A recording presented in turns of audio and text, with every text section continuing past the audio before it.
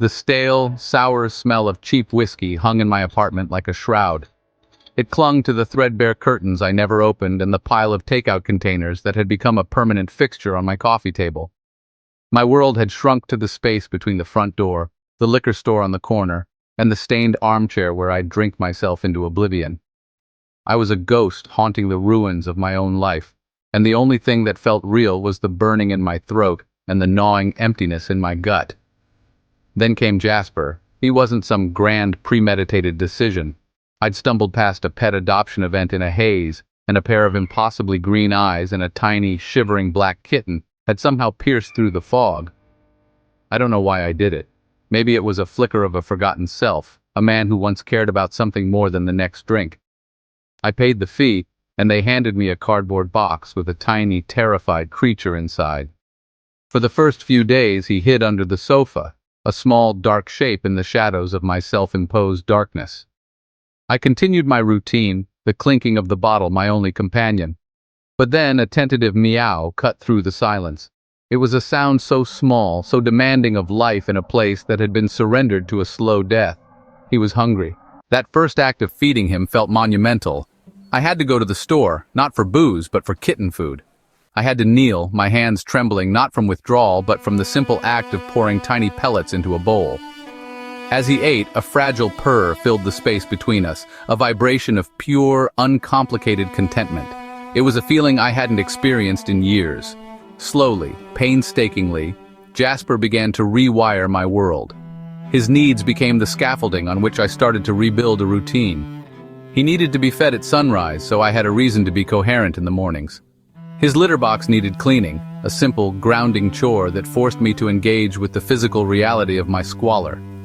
He'd bat at my hand, his tiny claws a gentle reminder that I was more than just a vessel for alcohol. The turning point, the moment the ground shifted beneath me, came on a Tuesday. I'd lost my job a week earlier, the final consequence of my spiraling addiction. The shame and despair were a physical weight, crushing me into the armchair. The bottle was full, the glass was clean, and I was ready to drown it all away. Maybe for good this time. I poured the amber liquid, the familiar ritual a grim comfort. As I lifted the glass, a sudden soft weight landed on my chest. It was Jasper. He'd leaped from the floor and curled up right over my heart, his purr a rumbling engine against my ribs. He kneaded his paws into my shirt, his green eyes looking directly into mine, and he let out a soft, trusting meow. In that moment, everything broke. Here was this small, innocent creature, completely dependent on me, offering me unconditional affection and trust. And what was I about to do? Obliterate the very person he relied on.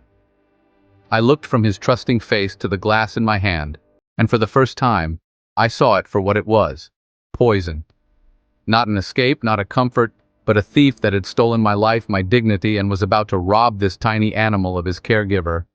With a guttural sob, I put the glass down. My hands shook violently as I stroked his soft fur.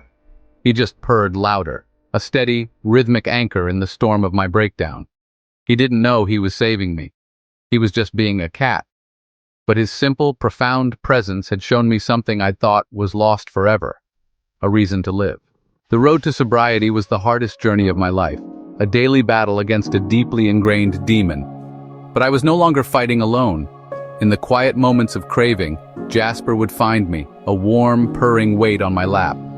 When the shakes were bad, his steady presence was a focal point in the chaos.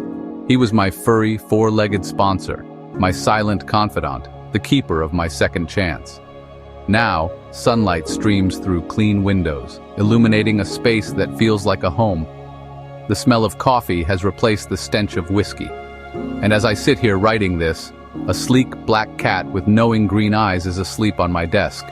His quiet purr, a constant, gentle reminder that sometimes salvation comes on four paws, and a love that asks for nothing but gives you everything you need to find your way back to yourself.